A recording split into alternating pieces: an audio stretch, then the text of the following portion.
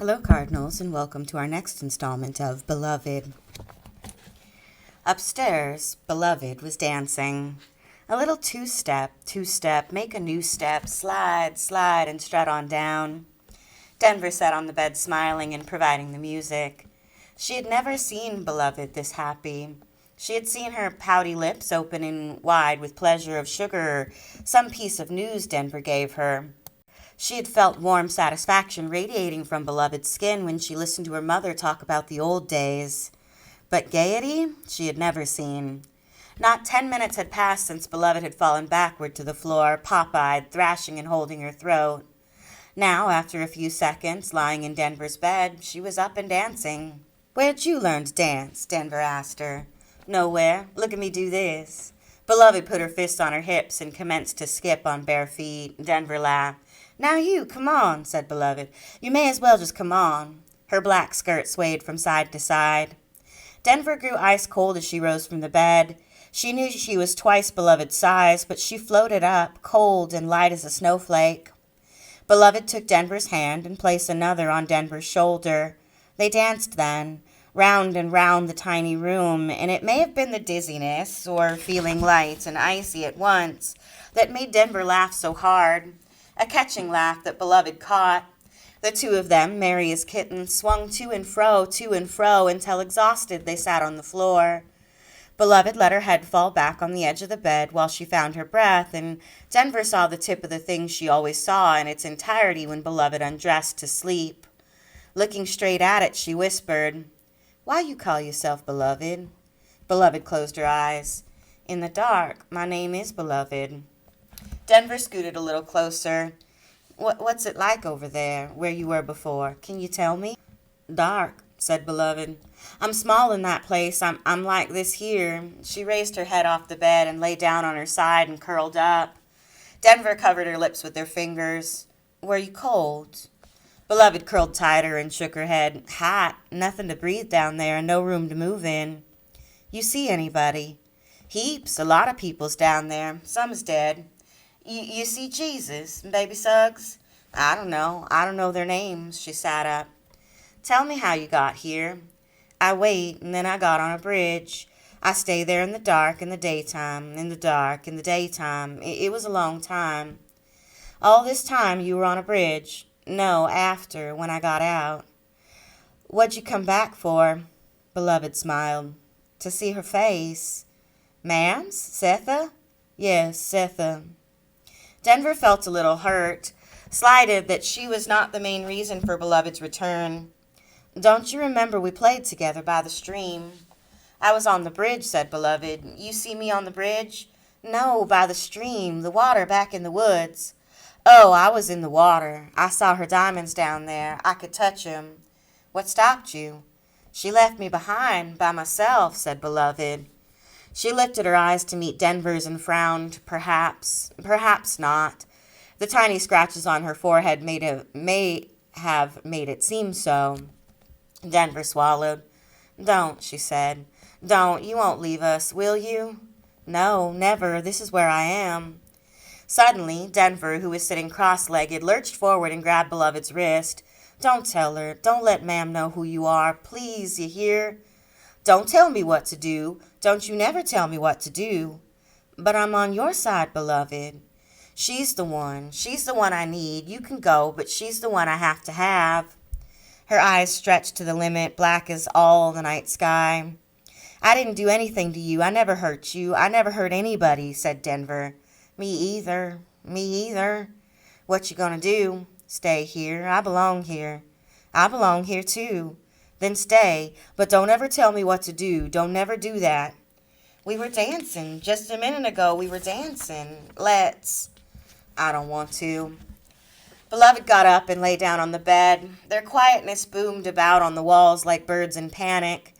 Finally, Denver's breath steadied against the threat of an unbearable loss.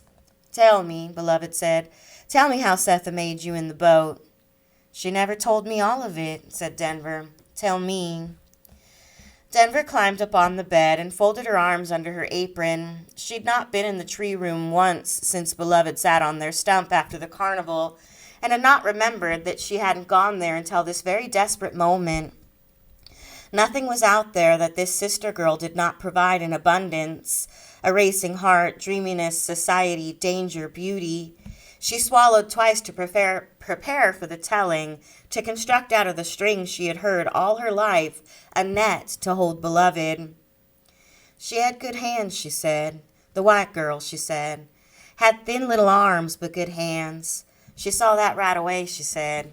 Hair enough for 5 heads and good hands, she said.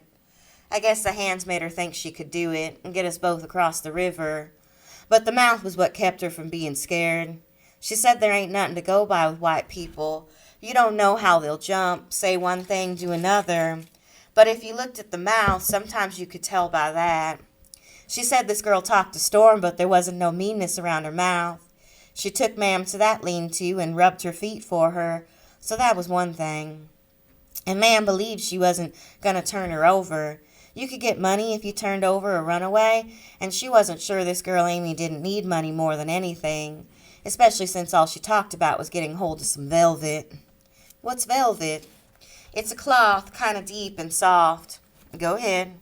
Anyway, she rubbed Ma'am's feet back to life, and she cried, and she said how it hurt, but it made her think she could make it on over to where Grandma Baby Suggs was. Who's that? I just said it, my grandmother. Is that Setha's mother? No, my father's mother. Go ahead. That's where the others was, my brothers and the baby girl.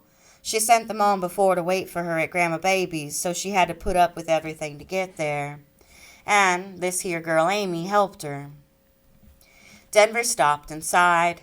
This was the part of the story she loved. She was coming to it now. And she loved it because it was all about herself, but she hated it too because it made her feel like a bill was owing somewhere, and she, Denver, had to pay it. But who she owed or what to pay with eluded her.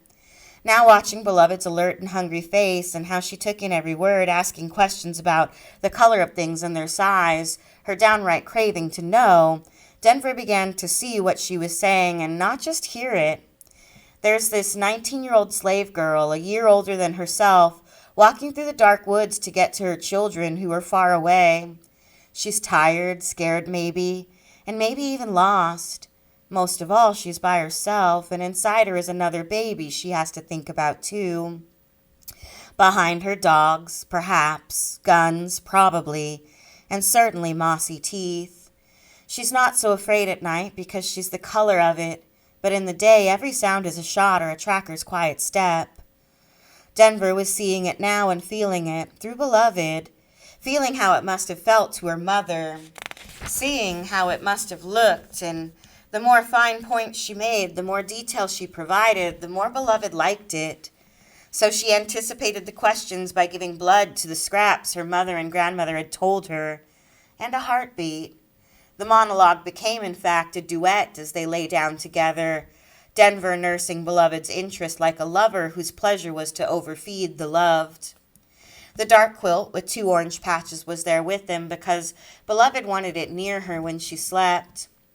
It was smelling like grass and feeling like hands, the unrested hands of busy women, dry, warm, prickly. Denver spoke, Beloved listened, and the two did the best they could to create what really happened, how it really was, something only Setha knew because she alone had the mind for it, and the time afterward to shape it. The quality of Amy's voice, her breath like burning wood, the quick change weather up in those hills, cool at night, hot in the day, sudden fog. How recklessly she behaved with this white girl, a recklessness born of desperation, encouraged by Amy's fugitive eyes and her tender-hearted mouth. You ain't got no business walking round these hills, miss. Look-a-here who's talking. I got no more business here'n you got. They catch you, they cut your head off. Ain't nobody after me, but I know somebody after you. Amy pressed her fingers into the soles of the slave woman's feet. Whose baby that? Setha did not answer. You don't even know? Come here, Jesus. Amy sighed and shook her head. Hurt? A touch. Good for you. More it hurt, more better it is. Can't nothing heal without pain, you know. What you wiggling for? Setha raised up on her elbows. Lying on her back so long had raised a ruckus between her shoulder blades. The fire in the feet and the fire on her back made her sweat.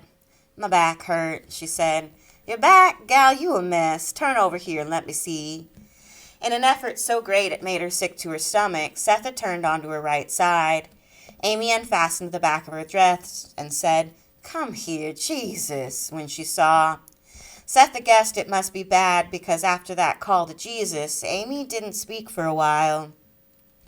In the silence of an Amy struck dumb for a change, Setha felt the fingers of those good hands lightly touch her back.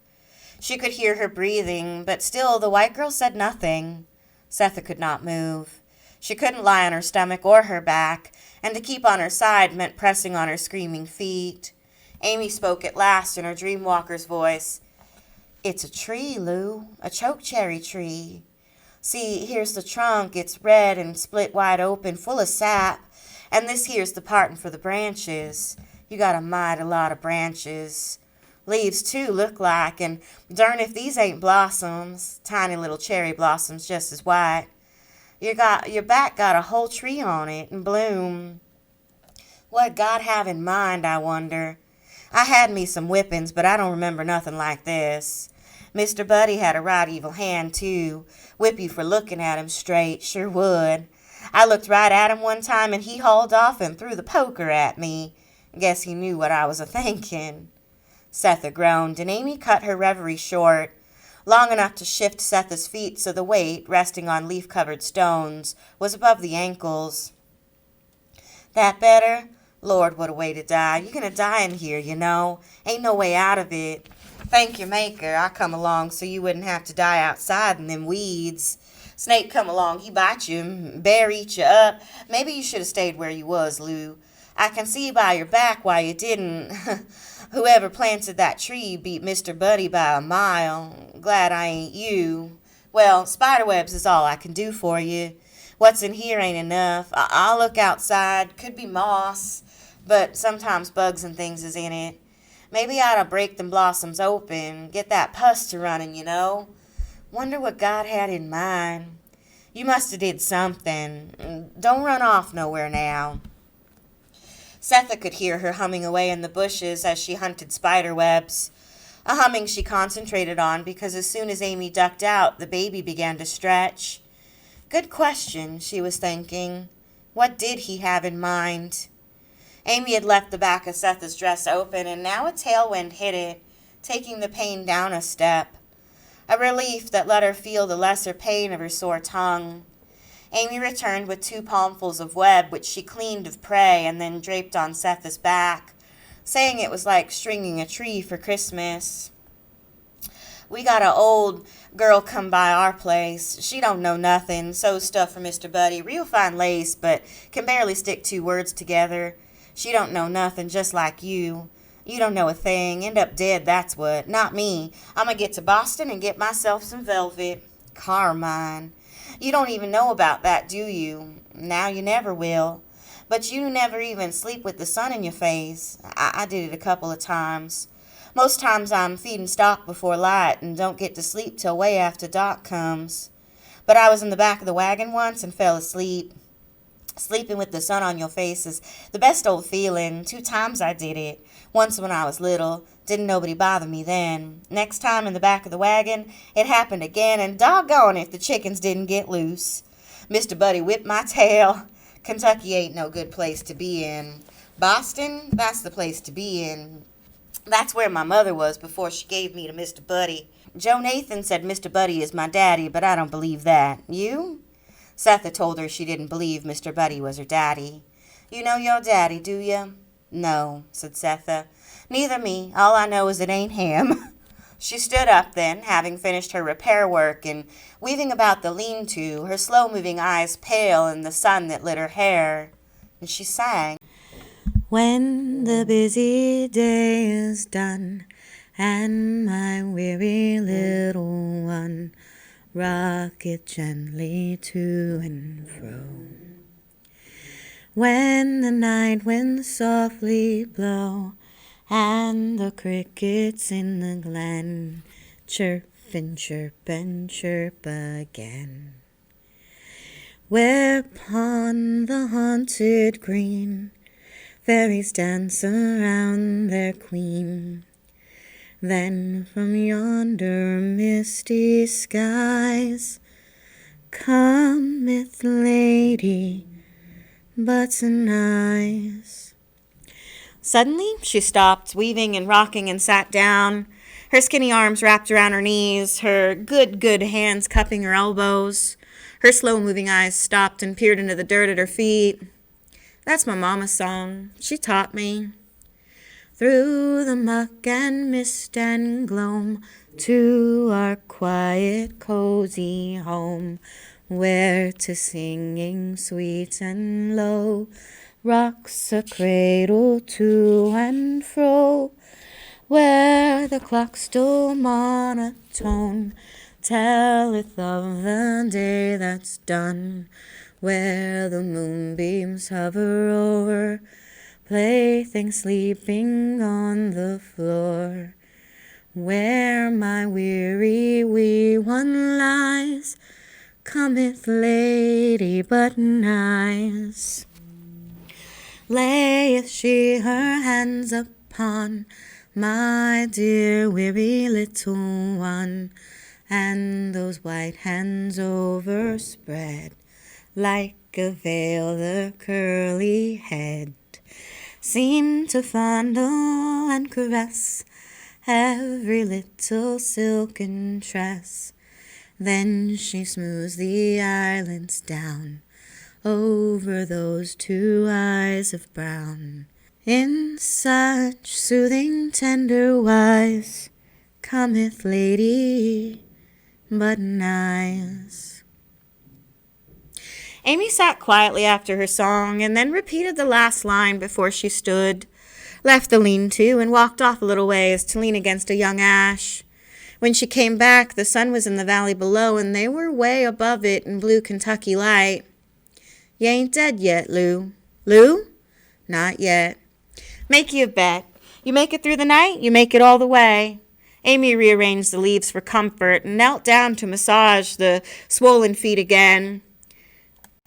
"Give these one more real good rub," she said, and when Setha sucked air through her teeth, she said, "Shut up. You gotta keep your mouth shut."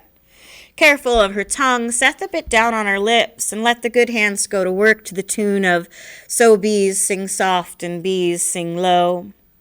Afterward, Amy moved to the other side of the lean-to where, seated, she lowered her head toward the shoulder and braided her hair, saying, "Don't up and die on me in the night, you hear? I don't want to see your ugly black face hankering over me. If you do die, just go off on somewhere where I can't see you hear?" "I hear," said Setha. "I'll do what I can, miss." Setha never expected to see another thing in this world, so when she felt toes prodding her hip, it took a while to come out of the sleep she thought was death. She sat up, stiff and shivery, while Amy looked in on her juicy back. "Looks like the devil," said Amy. "But you made it through. Come down here, Jesus. Lou made it through. That's because of me. I'm good at sick things. Can you walk, you think?" "I have to let my water some kind of way." Let's see you walk on 'em." It was not good, but it was possible, so Setha limped, holding on first to Amy and then to a sapling. "Was me did it. I'm good at sick things, ain't I?" "Yeah," said Setha. "You good. We got to get off this here hill. Come on, I'll take you down to the river. That ought to suit you. Me, I'm going to the Pike. Take me straight to Boston. What's that all over your dress?" "Milk." "You're one mess." Setha looked down at her stomach and touched it. The baby was dead. She had not died in the night, but the baby had. If that was the case, then there was no stopping now. She would get that milk to her baby girl if she had to swim. "Ain't you hungry?" Amy asked her. "I ain't nothing but in a hurry, miss." "Whoa, slow down. Want some shoes?" "Say what?" "I figured how," said Amy, and so she had. She tore 2 pieces from Setha's shawl and filled them with leaves and tied them over her feet, chattering all the while. "How old are you, Lou? I've been bleeding for 4 years, but I ain't having nobody's baby. Won't catch me sweating milk, 'cause—" "I know," said Setha. "You going to Boston." At noon they saw it, and then they were near enough to hear it. By late afternoon they could drink from it if they wanted to. 4 stars were visible by the time they found not a riverboat to stow Stetha away on, or a ferryman willing to take on a fugitive passenger, nothing like that, but a whole boat to steal. It had 1 oar, lots of holes, and 2 birds' nests. There you go, Lou, Jesus looking at you. Stetha was looking at 1 mile of dark water, which would have to be split with 1 oar in a useless boat against a current dedicated to the Mississippi hundreds of miles away.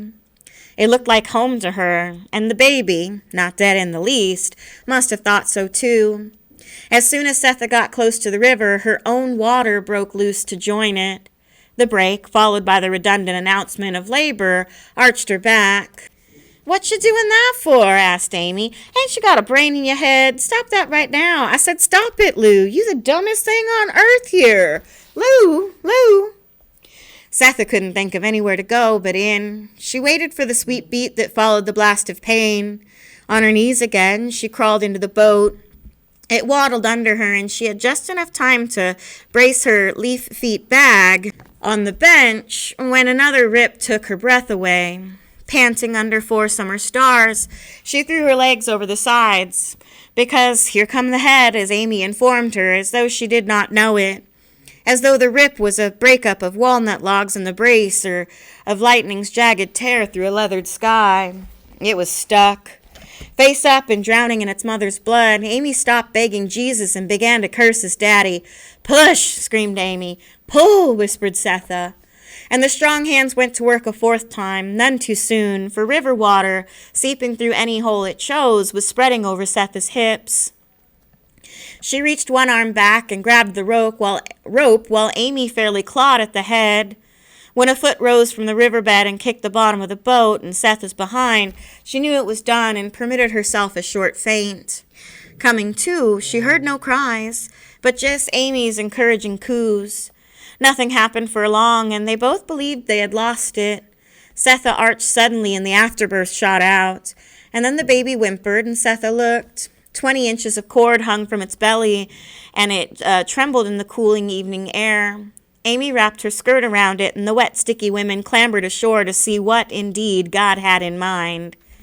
Spores of blue fern growing in the hollows along the riverbank float toward the water in silver blue lines, hard to see unless you are in or near them, lying right at the river's edge when the sunshots are low and drained. Often they're mistook for insects, but they are seeds in which the whole generation sleeps confident of a future.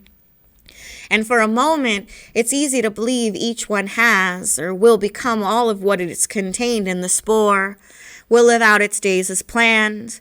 This moment of certainty lasts no longer than that, longer perhaps than a spore itself. On the riverbank in the cool of a summery evening, 2 women struggled under a shower of silvery blue. They never expected to see each other again in this world, and at the moment couldn't care less.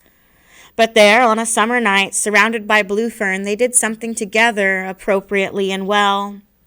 A patroller passing would have sniggered to see 2 throwaway people, 2 lawless outlaws, a slave and a barefoot white woman with unpinned hair, wrapping a 10-minute-old baby in rags they wore. But no patroller came, and no preacher. The water sucked and swallowed itself beneath them. There was nothing to disturb them at their work, and so they did it appropriately and well. Twilight came on, and Amy said she had to go, and that she wouldn't be caught dead in daylight on a busy river with a runaway. After rinsing her hands and face in the river, she stood and looked down at the baby wrapped and tied to Seth's chest. "She's never going to know who I am. You going to tell her? Who brought her into this here world?" She lifted her chin, looked off into the place where the sun used to be. "You better tell her. You hear? Say, Miss Amy Denver of Boston." Stetha felt herself falling into sleep, and that she knew would be deep. And on the lip of it, just before going under, she thought, "That's pretty. Denver. Real pretty."